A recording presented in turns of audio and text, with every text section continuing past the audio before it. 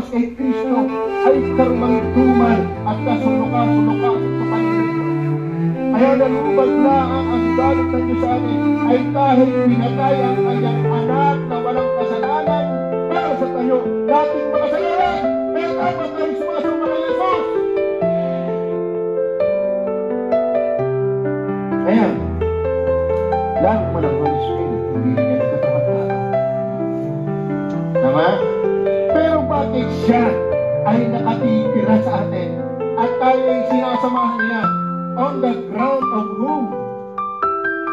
Ano ang kanyang pinapakundanganan? Bakit siya naging Spirit of Grace na kahit tayo makasalanan pa rin, nagkakasala pa rin? Why?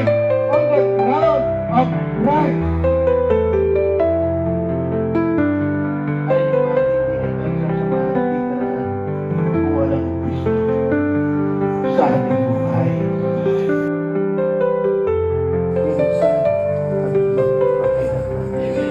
Tama? Nangihina kayo. I-comfort tayo ng ganitong katotohanan. Akala niyo ba kayo na nangihina pati pastor? Pati ang sa pa sa kahit yung mga naawit dyan, kahit yung mga nasa ministeriya, walang taong di nangihina. Pero dapat lumago tayo sa kalaman na tayo pwede magpatuloy.